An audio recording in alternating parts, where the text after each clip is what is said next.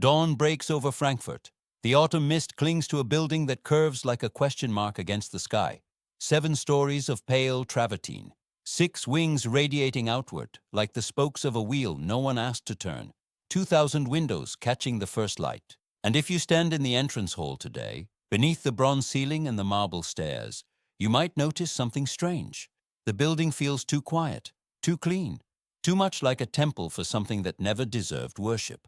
This was the headquarters of IG Farben, the largest chemical company in Europe, the 4th largest corporation on Earth, a company that produced aspirin and synthetic rubber and nitrogen fertilizer, and the gas that killed over 1 million people in the chambers of Auschwitz. The question is not whether IG Farben was evil. History has settled that account. The question is how the world's most brilliant chemists, Nobel Prize winners, pioneers of modern medicine, became architects of industrial genocide. Progress or complicity? Innovation or extermination? The answer, it turns out, is both, and the cost of that answer is still being calculated today. The story begins not in Frankfurt, but in a laboratory. In the mid-19th century, a young English chemist named William Henry Perkin was trying to synthesize quinine, the anti-malarial drug extracted from the bark of the cinchona tree. He failed, but in failing, he accidentally created something else entirely, Movane, the first synthetic dye. What had been a muddy residue at the bottom of a test tube became the color of royalty, and within months, Perkin had launched an industry that would change the world. The Germans noticed. In a country rich in coal but poor in natural resources, the promise of synthetic chemistry was irresistible. If you could make purple from coal tar, what else might you extract from the black earth beneath your feet? The answer turned out to be nearly everything. Coal tar, that dark, sticky byproduct of the coking process, contained hundreds of organic compounds. German chemists learned to isolate them, purify them, combine them in new ways. They produced not just dyes, but pharmaceuticals, photographic chemicals, explosives, fertilizers. The chemical industry became the engine of German industrial power. By the 1870s, 3 companies dominated the German chemical landscape. BASF, the Badische Anilin- und Soda-Fabrik, based in Ludwigshafen on the Rhine. Bayer, originally Friedrich Bayer and Company, headquartered in Leverkusen near Cologne. And Hoechst, named after the town near Frankfurt where its factories stood. These were not small operations. They employed thousands of workers, ran their own railways and power plants, built entire neighborhoods for their employees. They filed patents by the hundreds, hired the brightest minds from German universities, and exported their products to every corner of the globe. The numbers from this era tell part of the story. By 1913, German companies controlled roughly 87% of the world's synthetic dye production. They held a near monopoly on pharmaceuticals, including drugs that are still household names today. Bayer's aspirin, introduced in 1899, became one of the most successful medications in history. Hoechst's salvarsan, an arsenic compound that treated syphilis, was called the magic bullet and hailed as the dawn of modern chemotherapy. But the most consequential innovation of this period happened not in the dye factories, but in a laboratory at Karlsruhe. There, a chemist named Fritz Haber had achieved something that scientists had been attempting for decades: the synthesis of ammonia from nitrogen and hydrogen. Nitrogen makes up 78% of the atmosphere, but in its elemental form it is useless for agriculture or industry. Plants need nitrogen to grow, but they cannot absorb it from the air. For thousands of years, farmers depended on natural sources of nitrogen: manure, guano, Chilean saltpeter, imported at great expense from South America. Haber's process changed everything. By combining nitrogen and hydrogen under high pressure and temperature, in the presence of a catalyst, he could produce ammonia on demand. And from ammonia, chemists could make both fertilizer and explosives. The implications were staggering. 1/3 of the world's annual food production today still depends on ammonia from what became known as the Haber-Bosch process. Without it, billions of people would starve. Carl Bosch was the engineer who made Haber's laboratory demonstration into an industrial reality. Born in Cologne in 1874, the nephew of the spark plug inventor Robert Bosch, he had trained in both metallurgy and chemistry. When BASF acquired the rights to Haber's process in 1908, Bosch was assigned to scale it up. The challenges were immense. Haber's tabletop apparatus operated at pressures and temperatures that no industrial equipment of the time could withstand. Hydrogen made steel brittle. The catalyst poisoned easily. Bosch spent years developing new alloys, new reactor designs, new methods of purifying the gases. By 1913, he had built the world's first ammonia synthesis plant at Oppau, near Ludwigshafen. It was producing 40 tons of ammonia per day, enough to supply a significant portion of Germany's agricultural needs. Then the war came, and ammonia took on a different meaning entirely. The First World War changed everything. Before 1914, the German chemical companies competed fiercely with one another, guarding their patents like state secrets, poaching each other's scientists, undercutting each other's prices. But war has a way of creating cooperation where none existed before. When the British Navy blockaded German ports in August 1914, cutting off imports of Chilean nitrate, the German military faced a crisis. Nitrate was essential for making gunpowder and high explosives. Without it, Germany's ammunition factories would fall silent within months. The war would be over before it really began. It was Karl Bosch who delivered the solution. He met with military leaders and made what became known as the Saltpeter Promise. BASF would produce enough synthetic nitrate to keep the German war machine supplied indefinitely. The Oppau plant was expanded. New facilities were built at Leuna in central Germany. By 1915, German factories were producing more than enough explosives to sustain the war effort. The blockade that should have strangled Germany's military capacity instead accelerated its most dangerous innovation. Without synthetic ammonia, historians estimate, Germany would have been forced to seek peace by 1916. Instead, the war dragged on for 2 more years, costing millions of additional lives. But there was another innovation emerging from the German chemical industry, darker and more terrible than anything that had come before. Fritz Haber, the brilliant chemist who had unlocked the synthesis of ammonia, turned his attention to a different kind of chemistry. He became the father of chemical warfare. The idea was not new. Military theorists had long speculated about using poison gas as a weapon, but the practical challenges were formidable. You needed a gas that was toxic enough to kill or incapacitate, stable enough to transport and store, and dense enough to blanket enemy positions without dissipating too quickly. You needed a delivery system that would not endanger your own troops. And you needed to overcome the moral objections of military commanders who considered such weapons dishonorable. Haber had answers to all these questions. He identified chlorine gas as an ideal candidate. Cheap, readily available from the chemical industry, heavier than air, so it would sink into trenches. He developed techniques for storing it in pressurized cylinders and releasing it in coordinated attacks. And he dismissed moral objections with the argument that death was death, whether it came from a bullet or a gas cloud. A quick end by gas, he suggested, might even be more humane than the slow agony of a bullet wound. On April 22, 1915, German troops opened 6,000 cylinders along a 4-mile front near Ypres, Belgium. The greenish-yellow cloud that drifted toward Allied trenches was chlorine. It burned the lungs of anyone who breathed it, caused agonizing choking and suffocation, killed thousands of soldiers who had no idea what was happening or how to protect themselves. The world was horrified.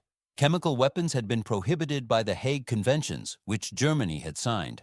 But the conventions had been worded ambiguously, and Germany claimed that releasing gas from cylinders was not technically the same as firing chemical projectiles. The distinction was meaningless to the dead and dying. Haber was promoted to captain and placed in charge of Germany's chemical weapons program. He supervised the development of more lethal agents, phosgene, mustard gas, compounds that caused blindness, and blistering and slow, agonizing death. The German chemical companies supplied them by the ton. Fritz Haber's wife, Clara Immerwahr, was also a chemist, the first woman to earn a doctorate in chemistry from a German university. She had watched her husband transform from a scientist into an architect of mass death. She called his work a perversion of science, an abomination. 9 days after the Ypres attack, while Haber was celebrating his success at a party, Clara took his military pistol and shot herself in the heart. Their 12-year-old son found her body. Haber left for the Eastern Front the next morning to supervise another gas attack. His work continued. By the war's end, chemical weapons had killed over 90,000 soldiers and injured more than 1 million. The German chemical companies had profited from every canister. When the armistice came in November 1918, Germany had lost the war, but not its chemical industry. The Treaty of Versailles imposed harsh penalties, territorial losses, reparations payments, seizure of German patents by Allied governments. But the factories remained. The expertise remained. The ambition remained. Karl Duisberg, the head of Bayer, had been dreaming of a German chemical trust since 1903 when he toured the great American corporations. Standard Oil, U.S. Steel, International Paper. He had seen how consolidation brought efficiency, how size brought power, how monopolies could dictate terms to governments and competitors alike. The war had convinced him that Germany needed such a trust to survive. The negotiations took years. The major companies were rivals, suspicious of one another's motives. They haggled over share allocations, management structures, patent poolings. But on December 2, 1925, the merger was finally completed. 6 companies became one: BASF, Bayer, Hoechst, Agfa, Griesheim Elektron, and Weiler de Meer. The new entity was called Interessengemeinschaft Farbenindustrie Aktiengesellschaft, IG Farben for short. It was immediately the largest corporation in Germany, the largest chemical company in the world, the 4th largest company of any kind on earth, behind only General Motors, United States Steel, and Standard Oil of New Jersey. Its combined market capitalization represented roughly 2% of Germany's entire national wealth. Its research and development budget dwarfed those of most universities. Its employee roster would eventually number over 300,000 people. Karl Bosch became the first chairman of the managing board. Karl Duisberg became chairman of the supervisory board. The headquarters would be built in Frankfurt at the geographic center of their combined operations. The building they commissioned would be a monument to corporate power, to the triumph of German chemistry, to the future they believed they were building. The men who ran IG Farben in those early years were not monsters. Not yet. They were scientists and engineers, Nobel laureates and patent holders, pragmatists who believed that chemical innovation could solve the problems of the modern world. Bosch himself was known for his liberal politics, his support for the Weimar Republic, his financial contributions to democratic parties. He employed Jewish scientists in senior positions, defended academic freedom, resisted political interference in research. Karl Duisberg, the other dominant figure in IG Farben's leadership, was a different character. More flamboyant, more politically connected, more willing to blur the lines between business and nationalism. He had built his career at Bayer, rising from laboratory chemist to managing director, and he saw the chemical industry as an instrument of German power. During the First World War, he had advocated for the deportation of Belgian civilians to work in German factories, a policy that prefigured the forced labor programs of the Nazi era. Duisberg believed in the civilizing mission of German industry. He believed that German chemistry would transform the world, that German corporations would dominate global markets, that German expertise would solve problems that lesser nations could not comprehend. He was, in his own mind, a patriot and a visionary. The line between visionary nationalism and something darker was always thin. But pragmatism has its costs. The company's most ambitious project, the synthesis of liquid fuel from coal, was proving more expensive than anyone had anticipated. The technology worked, but the economics were brutal. When the stock market crashed in 1929, when the Great Depression threw millions of Germans out of work, when the price of crude oil plummeted and made synthetic fuel look like a catastrophic miscalculation, IG Farben faced an existential crisis. The company had invested hundreds of millions of Reichsmarks in its hydrogenation plants at Leuna and elsewhere.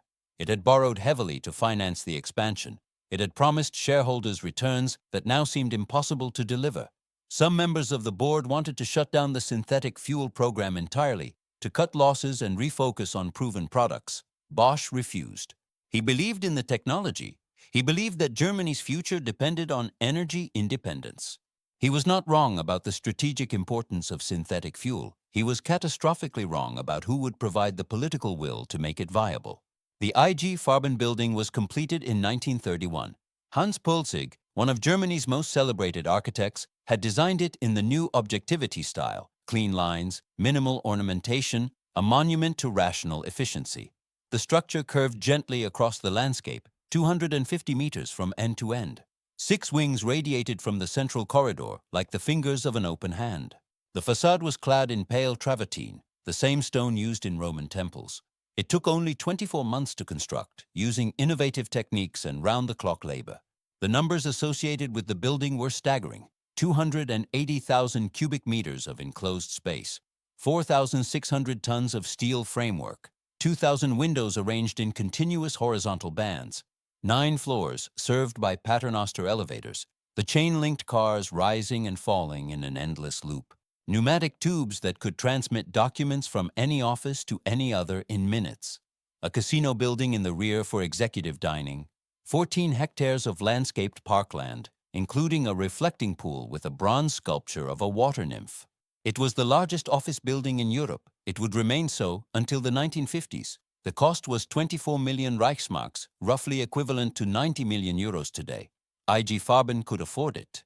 But by the time the building opened, Germany was falling apart. Unemployment had reached 6 million.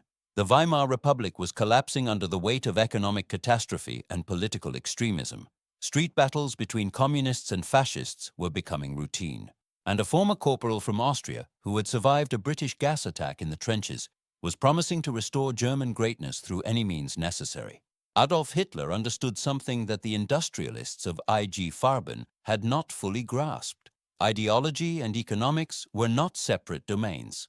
The man who controlled the chemistry controlled the war, and the war that Hitler was planning would require vast quantities of synthetic fuel, synthetic rubber, explosives, and chemicals that Germany could not import from abroad. The meeting between Hitler and the executives of IG Farben remains shrouded in conflicting accounts. What is certain is that on February 20, 1933, just weeks after Hitler became Chancellor, a group of leading German industrialists gathered at Hermann Göring's private residence. The purpose was simple. The Nazi Party needed money for the upcoming elections, and the industrialists were expected to provide it. IG Farben contributed 400,000 Reichsmarks, the largest single corporate donation that year. The total raised from German industry was 3 million Reichsmarks. The Nazis won the election. The Reichstag burned. Hitler became dictator. Karl Bosch reportedly met with Hitler in May 1933 and warned him about the consequences of anti-Jewish persecution. Germany, he argued, would lose its most talented scientists, would cripple its own research capacity.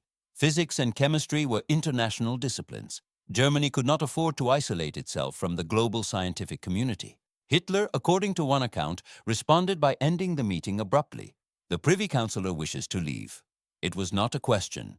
Bosch was not a Nazi. He never joined the party. He supported Jewish colleagues where he could, intervened on behalf of individual scientists facing persecution. But IG Farben continued to contribute to the regime. And on December 14, 1933, the company signed the Benzinvertrag, the gasoline contract, agreeing to produce 350,000 tons of synthetic fuel per year in exchange for government price guarantees.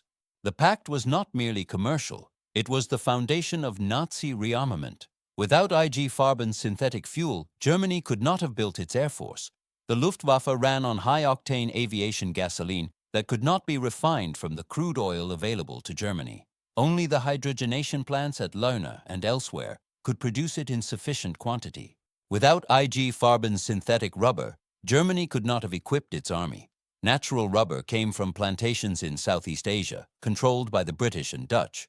Germany needed tires for its trucks, treads for its tanks, seals for its engines. Only the Buna process, developed by IG Farben chemists, could supply them. Without IG Farben's explosives and nitrogen compounds, Germany could not have manufactured the ammunition its war machine would consume by the billions of rounds. The same Haber-Bosch process that had kept Germany fighting in the First World War was now being scaled up to unprecedented levels of production. As one Allied investigator would later conclude, without IG Farben's immense productive facilities, its far-reaching research, varied technical experience, and overall concentration of economic power, Germany would not have been in a position to start its aggressive war in September 1939. The transformation happened gradually, then all at once. By 1937, IG Farben had no Jewish employees remaining. Those who had helped build the company, who had pioneered its research, who had won Nobel Prizes for its laboratories, were gone. Fritz Haber himself, despite his wartime service to Germany, was classified as a Jew under the Nuremberg laws and forced to resign his positions. He died in exile in 1934 while traveling to Palestine. His extended family, including several relatives who remained in Germany, would later perish in the Holocaust. The company's workforce swelled as Germany rearmed. By 1938, IG Farben employed over 218,000 people. Its factories ran day and night, producing the materials of modern warfare. The profits were enormous. In 1943, at the height of the war, IG Farben reported annual revenues of 3 billion Reichsmarks and net profits of roughly 500 million, equivalent to 2 billion euros today. Karl Bosch stepped down from active management in 1935, assuming the ceremonial role of chairman of the supervisory board. His health was failing, his influence waning. Some accounts suggest he suffered from depression, from the recognition of what IG Farben was becoming under Nazi direction. He died in April 1940, spared from witnessing the worst of what his company would do. His successor as managing board chairman was Hermann Schmitz, a more pliable figure who maintained cordial relations with the Nazi hierarchy. Under Schmitz, IG Farben expanded into occupied territories, absorbing chemical factories in Austria, Czechoslovakia, Poland, France, and elsewhere. The company established subsidiaries across Nazi-controlled Europe, each one feeding the war effort with essential materials. But there was a problem that no amount of expansion could solve: labor. As the war continued, as German men were conscripted by the millions, as casualties mounted on every front, the factories faced a critical shortage of workers. The Nazi regime had a solution. It was called forced labor. By 1944, IG Farben's workforce included over 80,000 forced laborers and prisoners of war, roughly 1/4 of its total employees. They came from every country Germany had conquered: Poles and Ukrainians, French and Dutch, Belgians and Czechs.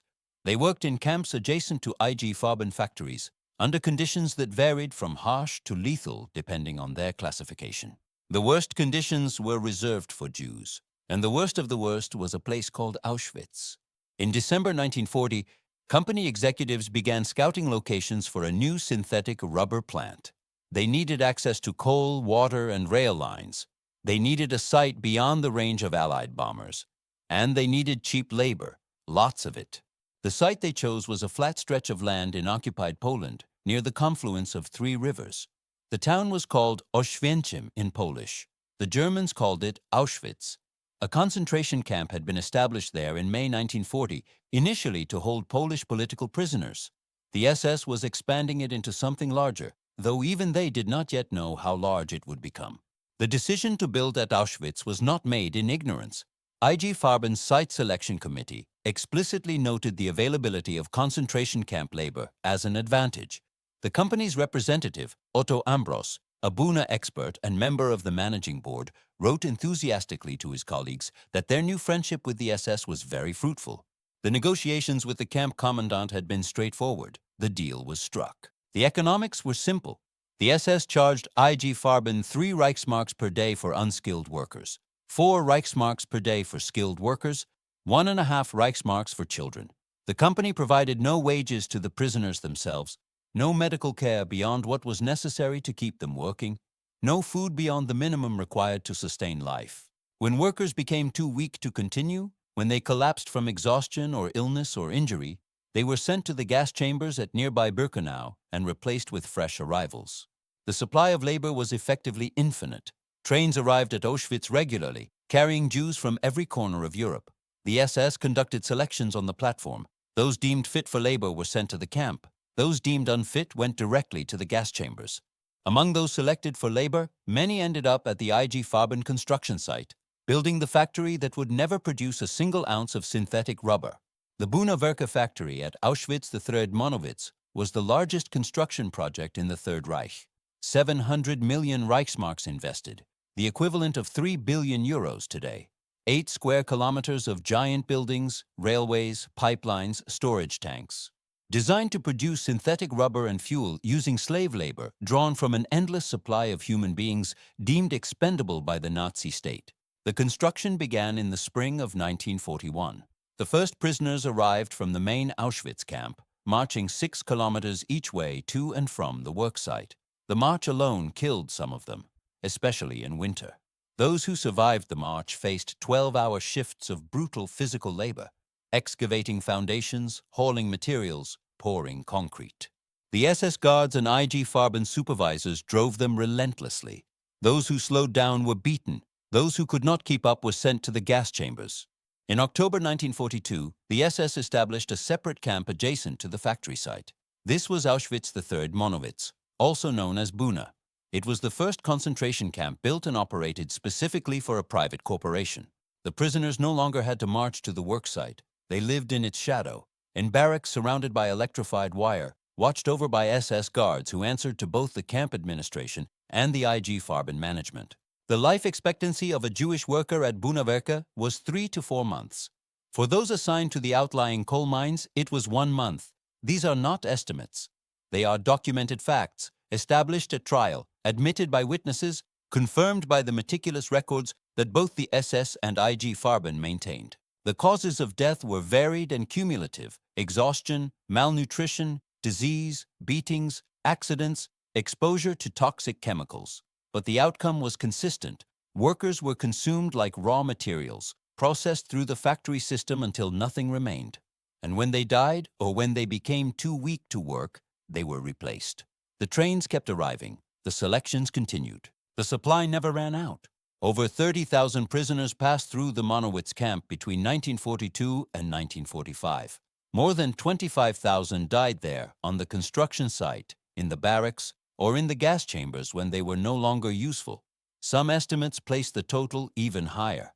Among the prisoners at Monowitz was a young Italian chemist named Primo Levi. He had been captured in December 1943 while working with the resistance in the mountains of northern Italy. When the fascist militia asked if he was a partisan, he admitted it. When they asked if he was a Jew, he admitted that too. He thought it better to be deported as a Jew than shot as a partisan. He was 24 years old. Levi was transported to Auschwitz in February 1944 in a cattle car crammed with 650 Italian Jews. The journey took 4 days. At the selection on the platform, 96 men and 29 women were chosen for labor. The rest, including all the children and elderly, went directly to the gas chambers. Of the 650 people on that transport, Levi was one of only 20 who would survive the war. Levi knew some German from reading chemistry journals in his university days. This knowledge may have saved his life. When the camp administrators discovered his professional qualifications, he was eventually assigned to work in the Buna laboratory, out of the killing cold, away from the most brutal physical labor. It was this assignment and the help of a non-Jewish Italian civilian worker named Lorenzo Perrone that kept him alive through the winter of 1944-45. In his memoir, If This Is a Man, Levi described his encounter with the German chemist who examined him for the laboratory position. Dr. Panwitz had the eyes, nose, and hair that all Germans ought to have. When he looked at Levi, it was not the look that passes between two men. It was a look from across a glass wall, as if Levi were a specimen, a thing, something that had no name. That look, Levi wrote, would have explained the great insanity of the Third Reich if he could have found words for it. The prisoners knew about the gas chambers. The stench from the Birkenau crematoria drifted over the Monowitz camp on certain days when the wind was right. IG Farben supervisors spoke openly about the killings, used the threat of the gas chambers to motivate faster work. A British prisoner of war named Charles Coward, who had been held at a camp adjacent to Monowitz, later testified at Nuremberg. The population at Auschwitz was fully aware that people were being gassed and burned. On one occasion, they complained about the stench of the burning bodies. Of course, all of the Farben people knew what was going on. Nobody could live in Auschwitz and work in the plant, or even come down to the plant, without knowing what was common knowledge to everybody. Another prisoner at Monowitz was a teenager from Romania named Elie Wiesel. He arrived in May 1944 with his father, mother, and younger sister. At the selection on the platform, he and his father were sent to the labor camp. His mother and sister went to the gas chambers. He never saw them again. Wiesel would later write, Night, one of the most widely read accounts of the Holocaust. In it, he described the hunger, the exhaustion, the systematic degradation of human beings into creatures focused only on survival. He described watching his father grow weak and die in the final weeks before liberation. He described the moment when he looked in a mirror after the camps were liberated and saw a corpse staring back at him. Bread, soup, these were my whole life, Wiesel wrote. I was nothing but a body, perhaps even less, a famished stomach. But Zyklon B was not the only way IG Farben participated in the killing. The company was also involved in medical experiments on concentration camp prisoners, conducted under the guise of pharmaceutical research. Bayer, the pharmaceutical division of IG Farben, had researchers stationed at Auschwitz and Mauthausen concentration camps. They tested new drugs on inmates, including experimental treatments for typhus, tuberculosis, and other diseases. The subjects had no choice in the matter. Many died from the experiments themselves or from the diseases they were intentionally infected with. One SS physician, Helmut Vetter, who was also a Bayer employee, conducted experiments at Auschwitz with full corporate knowledge and support. He administered experimental sulfonamide drugs to prisoners, tested anesthetics, and deliberately infected inmates with diseases to test potential cures.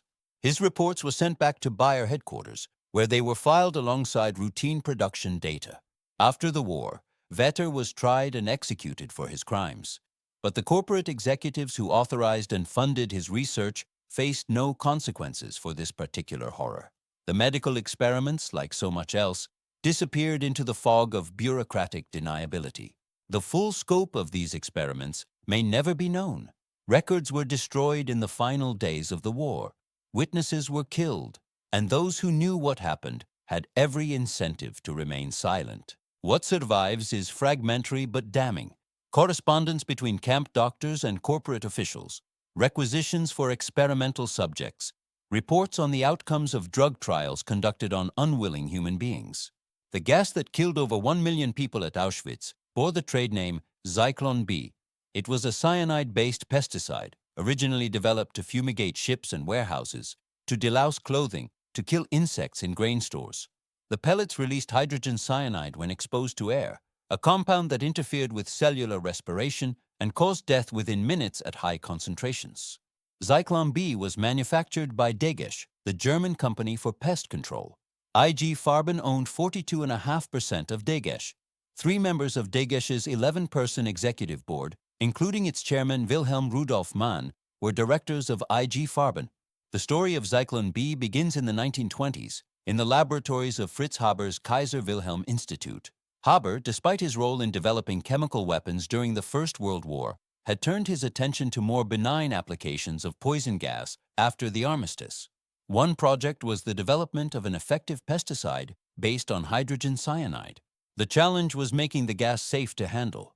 Hydrogen cyanide is extremely toxic but also extremely volatile. It evaporates quickly and is difficult to contain. Haber's team developed a method of absorbing the gas into a porous carrier material, which would release it slowly when exposed to air and warmth. They added a warning agent, a tear-inducing chemical that would alert anyone nearby to the presence of the poison. The result was patented under the name Zyklon B.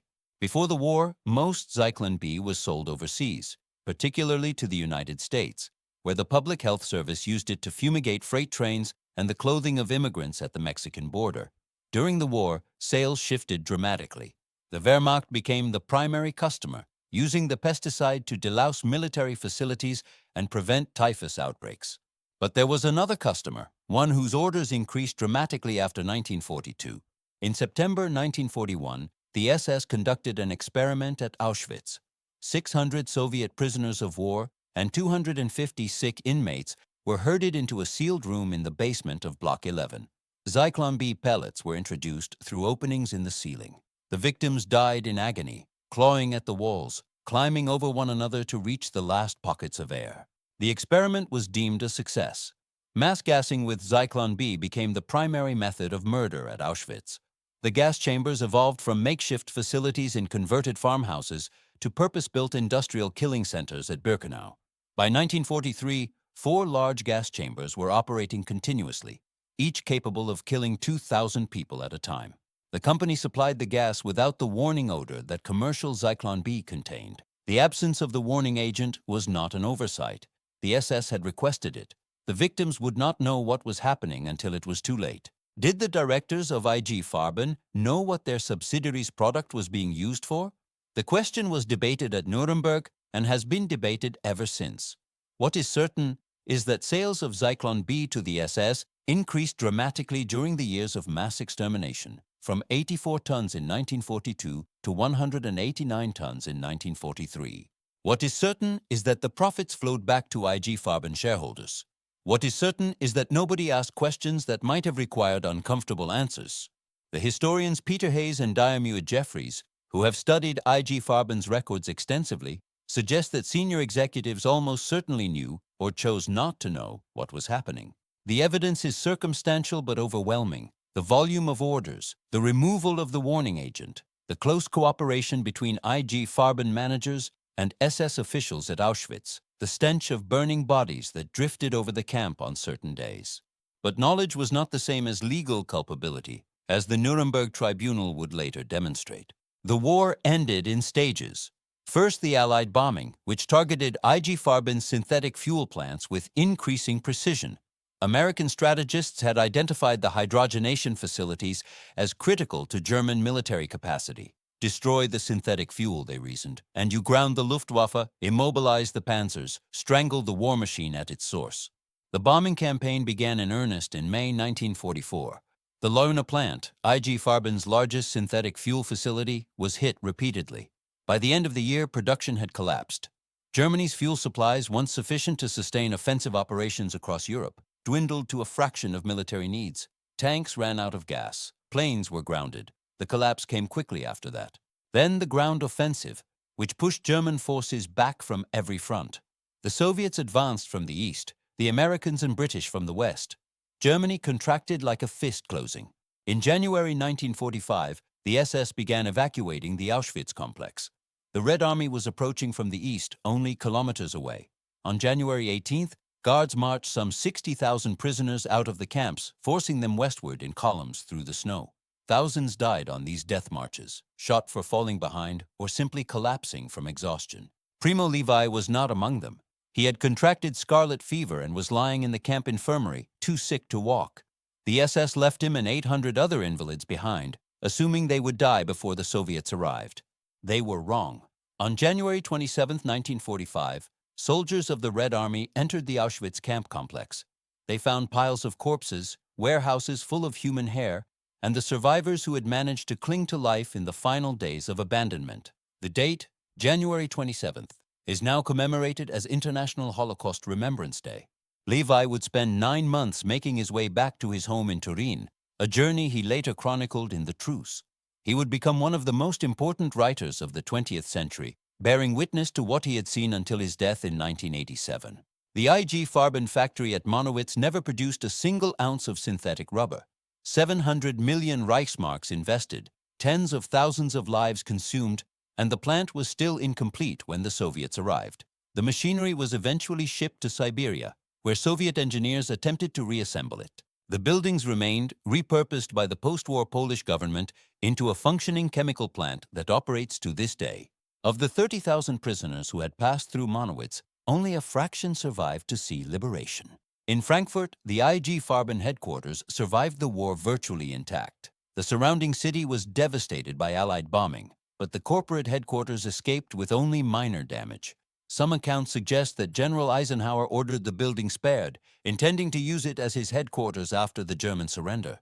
Whether or not this is true, the building became exactly that, the center of American military administration in occupied Germany. The Allies had already decided what to do with IG Farben. In July 1945, the U.S. military government issued orders to confiscate the company's properties, dismiss its management, and prohibit any resumption of operations. The goal, as stated in Allied directives, was to render impossible any future threat to Germany's neighbors or to world peace. Control Council Law No. 9, issued in November 1945, formally seized the entire enterprise. IG Farben had knowingly and prominently built up and maintained German war potential. It would be dismembered, its assets distributed, its power broken. But dismembering a corporation as vast as IG Farben proved more complicated than dismembering the Nazi state. The company's operations were intertwined with every aspect of the German economy. Its patents were worth billions. Its expertise was irreplaceable. And as the Cold War began to take shape, the Western Allies increasingly viewed German industrial capacity as an asset rather than a threat. 24 IG Farben executives were indicted for war crimes. The trial, held in Nuremberg from August 1947 to July 1948, was the sixth of the subsequent proceedings that followed the main trial of Nazi leadership. The charges were sweeping: planning and waging aggressive war, plunder and spoliation of occupied territories, participation in the slave labor program, and complicity in genocide through the production and supply of Zyklon B. The prosecution was led by Brigadier General Telford Taylor, who had served as assistant counsel in the main Nuremberg trial. His team presented thousands of documents, photographs of the Auschwitz construction site, annotated by IG Farben managers, correspondence discussing the rental rates for concentration camp labor, production records showing the shipment of Zyklon B to extermination camps, testimony from survivors, from British prisoners of war, from the company's own employees who had seen what happened with their own eyes. The courtroom in the Palace of Justice was the same one that had witnessed the trial of the major war criminals, Göring, Hess, Ribbentrop, and the rest. The defendants in the IG Farben case sat in the same dock, looked at the same judge's bench, heard the same interpreters translating testimony into multiple languages. But these were not military leaders or party officials. They were businessmen in suits, executives who had run one of the world's largest corporations. Among them was Karl Krauk, chairman of the supervisory board, who had served as Göring's plenipotentiary for chemical production. There was Heinrich Butterfisch, who had negotiated the synthetic fuel contract with Hitler himself. There was Otto Ambros, the Buna expert who had written so enthusiastically about the friendship with the SS. There was Fritz Temir, who had overseen technical operations at Auschwitz and famously declared during the trial that forced labor at concentration camps was no worse than the labor conditions at Ford Motor Company. The defendants offered various defenses. They had been following orders, responding to government demands that they could not refuse. They had not known about the gas chambers. The increase in Zyklon B sales might have had legitimate explanations. They had tried to help individual Jewish colleagues, had protected scientists from persecution where they could. They had been focused on technical problems, not political matters. The slave labor program was a wartime necessity imposed by the SS, not something they had sought or welcomed. The tribunal consisted of 4 American judges, led by Curtis Grover Shake, former Chief Justice of the Indiana Supreme Court. They listened to testimony for 10 months, examined thousands of documents, weighed the evidence against each defendant individually. In late July 1948, the tribunal delivered its verdict. All defendants were acquitted of the first charge, planning and waging aggressive war.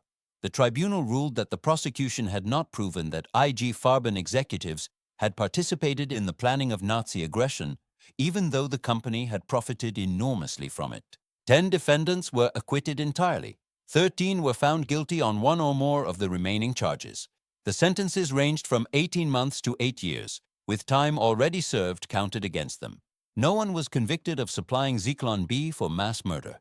3 directors, including Wilhelm Mann, Heinrich Herrlein, and Karl Wurster, who served on both the IG Farben board and the Degesch supervisory board, were acquitted of this charge.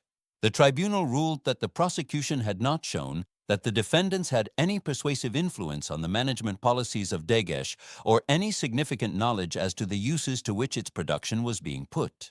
Judge Paul Hebert filed a dissent, arguing that the defense of necessity did not apply, that IG Farben had willingly cooperated in the slave labor program, that the executives had known what they were enabling. The record shows that Farben willingly cooperated in the slave labor program in pursuit of a cardinal policy with the assent of the technical committee and the members of the managing board, he wrote. His objections were noted for the record. They did not change the outcome. The heaviest sentences, 8 years each, went to Otto Ambros and Walter Dürrfeld, the executives most directly involved in the Auschwitz project. Fritz Temir, who had overseen technical operations at Auschwitz, received 7 years. But these were maximum sentences, and the actual time served would be far less. The sentences seemed light even at the time. They would become lighter still. By 1951, every convicted IG Farben executive had been released from prison. Some benefited from sentence reductions for good behavior. Others from the institution of good time credits by American military authorities. All of them were free within 3 years of their conviction. What happened next is almost more disturbing than the trial itself. Fritz Temir, convicted of plunder and spoliation and of mass murder and enslavement, sentenced to 7 years, served less than 3. In 1956, he became chairman of the supervisory board of the newly reconstituted Bayer AG. He held the position until 1964. Friedrich Jena, convicted of war crimes at Nuremberg, became chairman of the board of Höchst AG in 1955. Karl Wurster, who had been acquitted on the Zyklon B charges but served as a military economy leader under the Nazis and received the Knight's Cross for war service, became chief executive of BASF AG in 1952. He later became an honorary professor at the University of Heidelberg. Walter Dürrfeld, sentenced to 8 years for his role at Auschwitz, had his sentence commuted to time served in 1951 by John McCloy, the U.S. High Commissioner for Germany.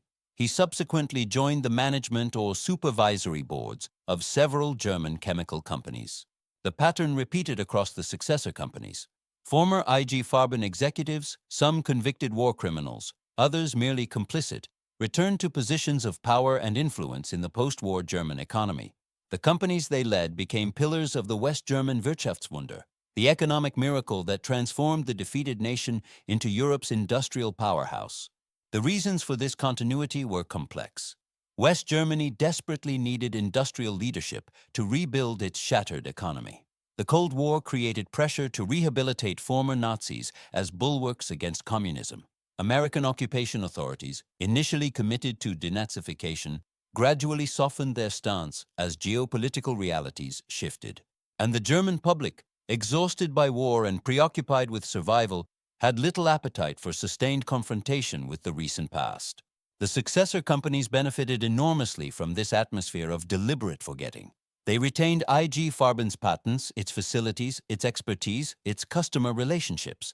They hired former employees who knew how to make the products that rebuilt Germany's export economy. They positioned themselves as new entities, unburdened by historical guilt, focused solely on the future. By 1956, just 11 years after the war ended, the three major successor companies were paying dividends of 10% to shareholders. Their market capitalizations had recovered and then exceeded their pre-war values. The executives who had been convicted at Nuremberg were not pariahs. They were respected business leaders, members of supervisory boards, honored at industry events, consulted by government officials. IG Farben itself was formally dissolved in 1952, split into its constituent parts under Allied supervision. The main successor companies were BASF, Bayer, and Hoechst, along with several smaller entities, including Agfa and Casella. Shareholders exchanged their IG Farben stock for shares in the successor companies at favorable rates, recovering most of their investment despite the company's criminal history. The liquidation process dragged on for decades, complicated by competing claims and legal challenges. IG Farben in liquidation, a shell company maintaining the legal fiction of the original entity, continued to exist until 2012, when it was finally wound up. Throughout those decades, it paid dividends to shareholders while fighting claims from Holocaust survivors. The company's victims received far less consideration. Norbert Wollheim, a survivor of Monowitz who had lost his wife Rosa and 3-year-old son Peter Uriel in the gas chambers, filed suit against IG Farben in liquidation in 1951. He sought compensation for 2 years of unpaid slave labor. Wollheim had been arrested by the Gestapo in Berlin in March 1943, along with his sister, his wife, and his young son. They were deported to Auschwitz. At the selection, Wollheim was sent to the labor camp. His family was gassed on arrival. After the war, Wollheim had emerged as a leader of the displaced Jewish community in the British occupation zone. He helped organize relief efforts, testified at the Nuremberg trials, worked to rebuild Jewish life in Germany. When he learned that IG Farben in liquidation was paying dividends to shareholders while denying compensation to former slave laborers, he decided to sue. The case was historic. It was the first lawsuit by a former slave laborer against a German corporation. The legal obstacles were formidable. German law did not clearly recognize claims for compensation by forced laborers. The defendant argued that any liability had been assumed by the German state through post-war reparations agreements. The case dragged on for years. In June 1953, the Frankfurt Regional Court ruled in Wollheim's favor. The judge found that IG Farben owed compensation for the labor it had extracted under conditions of enslavement. It was a landmark decision. IG Farben appealed, and the case was eventually settled out of court. After negotiations involving the company, the Claims Conference, representing Jewish organizations, and the West German government, an agreement was reached in 1957. IG Farben, in liquidation, agreed to pay 30 million Deutschmarks to compensate former slave laborers, roughly $6 million at the time. The settlement covered approximately 5,000 surviving Jewish laborers from the Auschwitz subsidiary camps. Divided among them, it amounted to roughly 5,000 Deutschmarks per person, a few $1,000s for years of forced labor under conditions of starvation and brutality. It was not justice, but it was precedent. The Volheim Agreement became a model for subsequent claims against German companies, eventually leading to the establishment of the German Foundation Remembrance, Responsibility and Future in 2000. That foundation has distributed over €5 billion to victims of Nazi forced labor, compensating more than 1.6 million people. The IG Farben building in Frankfurt remained American military headquarters until 1995. For 50 years, it served as the administrative center of the U.S. Army's presence in Germany, the headquarters of V Corps, the nerve center of Cold War operations in Europe. It was here that the Frankfurt Documents were signed in 1948, laying the groundwork for the creation of the Federal Republic of Germany. It was here that Marshall Plan aid was coordinated.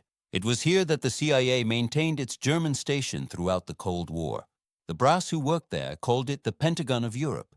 The Germans, when they referred to it at all, simply called it the Grüneburg, after the parkland that surrounded it. Few spoke openly about what the building had been, what decisions had been made within its walls.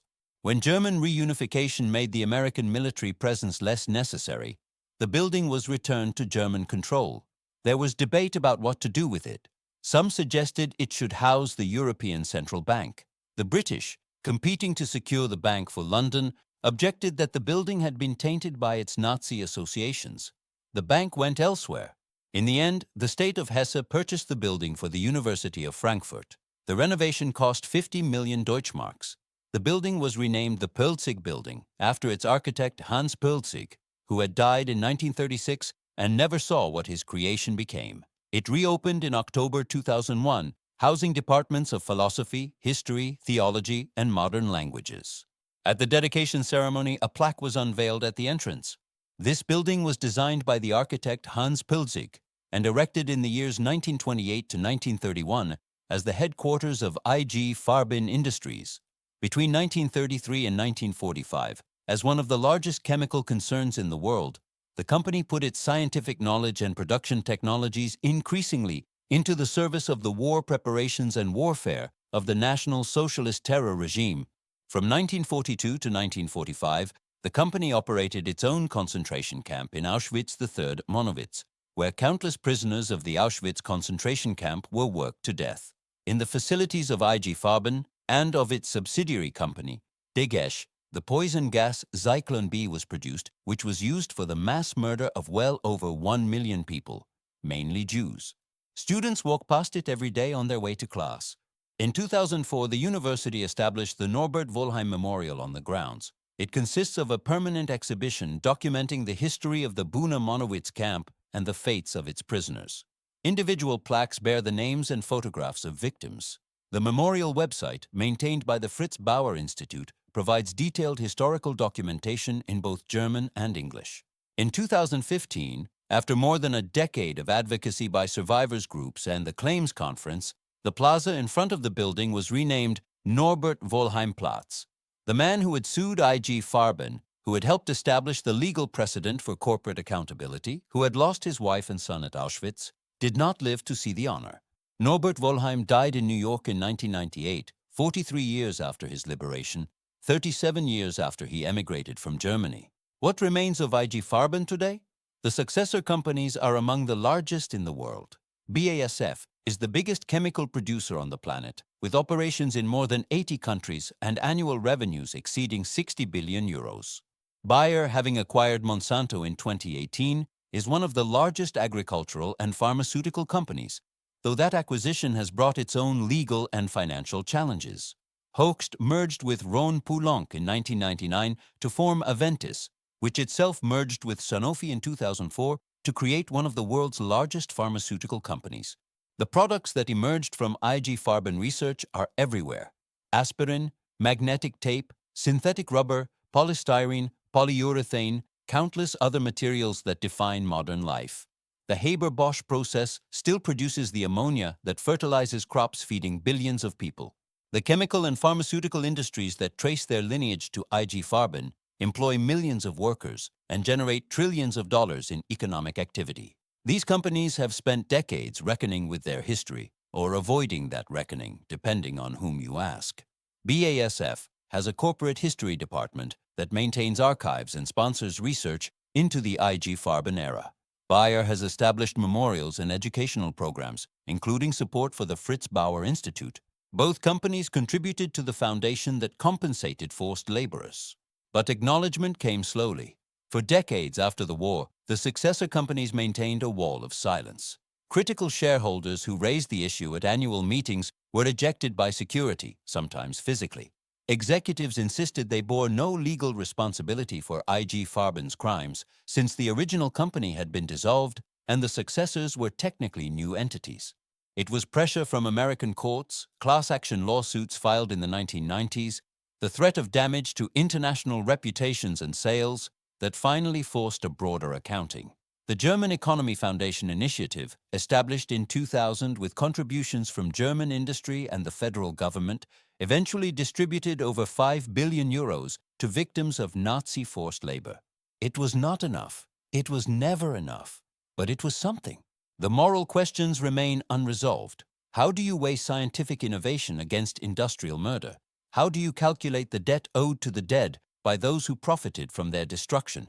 How do you live and work in a building where decisions were made that led to the deaths of tens of thousands of human beings?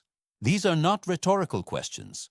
They are the questions that face anyone who uses a product descended from IG Farben research, which is to say, nearly everyone on Earth. The aspirin in your medicine cabinet, the synthetic materials in your car, the fertilizer that grows your food, all of it traces back, through corporate genealogies and patent records and supply chains, to the same source. We are all, in some sense, inheritors of IG Farben. We benefit from its innovations. We are complicit in its crimes, if only by the accident of having been born into a world that was shaped by both. The question is not whether we can escape this complicity. The question is what we do with the knowledge. There is a photograph that survives from the Monowitz construction site. It shows a vast expanse of mud and scaffolding, railway tracks and cement mixers, the skeleton of a factory that was never completed. In the foreground, barely visible, are human figures in striped uniforms. They are carrying pipes, or perhaps simply standing, waiting for the next order. The photograph was taken by an IG Farben employee. It was submitted as evidence at Nuremberg. It was annotated by company managers who noted the progress of construction, the tonnage of materials delivered, the challenges of working in Polish winter conditions. Nowhere in the annotations is there any reference to the workers. They are present in the image but absent from the record. They were not considered relevant to the story being told. This is perhaps the most disturbing thing about IG Farben. Not the crimes themselves, which were monstrous enough, but the way those crimes were bureaucratized, normalized, reduced to line items in ledgers and progress reports. The way human beings became units of production, replaceable inputs in an industrial process. The way ordinary people, educated people, people who considered themselves civilized, participated in mass murder without ever having to confront what they were doing. The executives who managed this system were not sadists. Many of them never visited Auschwitz. They sat in the Frankfurt headquarters, beneath the bronze ceiling and the marble stairs, reviewing production figures and cost analyses, making decisions that determined whether thousands of people would live or die. They were, by all accounts, rational men. That was the problem. Hannah Arendt, writing about the trial of Adolf Eichmann, famously described the banality of evil, the capacity of ordinary people to commit extraordinary crimes when those crimes are framed as bureaucratic routine. The executives of IG Farben exemplified this banality. They were not ideological fanatics. They were businessmen, focused on profits and production, willing to overlook the human cost of their decisions as long as the balance sheet remained favorable. The lesson of IG Farben is not that evil men built an evil company. The lesson is that the structure of modern industrial capitalism, with its emphasis on efficiency and profit maximization, with its tendency to reduce human beings to abstractions, can enable evil even when the individuals involved do not consider themselves evil. The system is the problem. The system allows people to participate in atrocities while maintaining their self-image as decent, responsible professionals. This is why the question of corporate accountability matters. Not because punishing individual executives will prevent future atrocities, though it might help, but because understanding how corporations can become instruments of evil is essential to preventing it from happening again. The story of IG Farben is not just history, it is a warning. The sun sets over Frankfurt. The Poelzig building stands in the autumn light, its travertine facade glowing amber as the day fades. Students cross the plaza, heading home or to the library or to the cafeteria in what was once the IG Farben casino. The Paternoster elevators still run, carrying passengers in their endless loop. The bronze doors still open onto the marble entrance hall. And if you walk to the back of the complex, past the reflecting pool with its sculpture of a water nymph, you can see the memorial plaques with the names and faces of the dead. More than 25,000 people died at Monowitz alone. Another million died from Zyklon B in the gas chambers of Auschwitz and Majdanek and Sobibor. Countless others died in forced labor programs across occupied Europe, working for IG Farben subsidiaries and affiliates until their bodies gave out. The company that employed them no longer exists. The executives who managed the system are dead. The successor companies have acknowledged the past, paid compensation, built memorials. The building where decisions were made has been repurposed for education, for the study of philosophy and history and human civilization. Is that enough? The question has no satisfactory answer. Nothing can restore the dead. Nothing can undo the suffering. The most we can do is remember and try to understand, and remain vigilant against the forces that made such crimes possible. The IG Farben building still stands because buildings, unlike people, can survive almost anything. Wars and occupations, ideologies and economic systems come and go. The stone remains. But the stone is not neutral.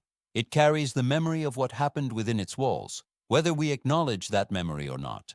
It asks questions that have no easy answers. It reminds us that the most terrible crimes are not always committed by monsters.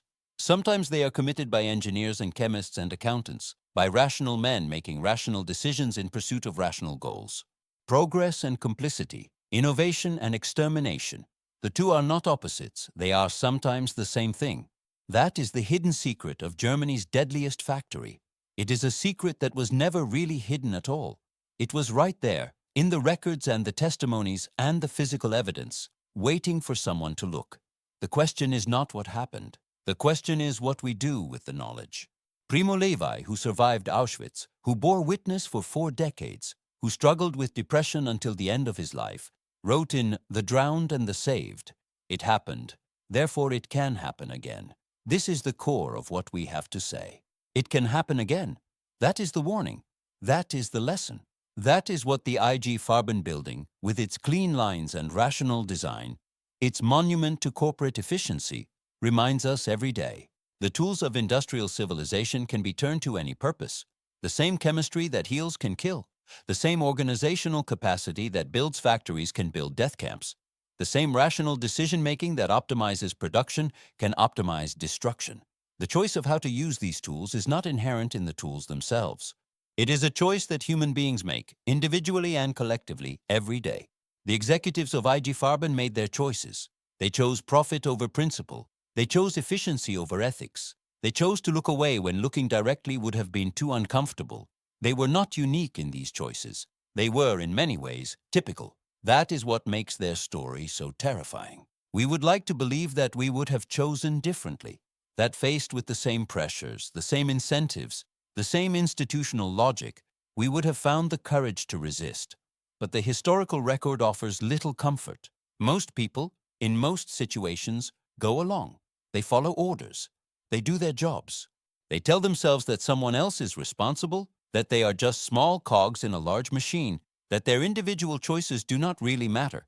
The story of IG Farben proves that they do matter. Every decision, every compromise, every looked away from atrocity contributed to the final horror. The machine was not autonomous. It was built and operated by human beings who could have chosen otherwise. The sun sets, the building stands, the questions remain. If you made it this far, thank you for watching. This is a story that needed to be told, not because it is comfortable, but because it is true. The history of IG Farben is not ancient history. The successor companies still exist. The products they make are still part of our daily lives. The moral questions they raise are still unanswered. History is not just what happened. It is what we choose to remember and how we choose to remember it. The men who ran IG Farben believed they were building the future. In a sense, they were. We are living in that future now. What we build next is up to us. If you found this valuable, if you think these stories deserve to be told, please consider subscribing. Let me know in the comments what other hidden histories you would like to explore. What other buildings, what other companies, what other places carry secrets that deserve to be uncovered? The past is never truly past. It is always with us, shaping the present, determining the future. The only question is whether we choose to see it. Until next time,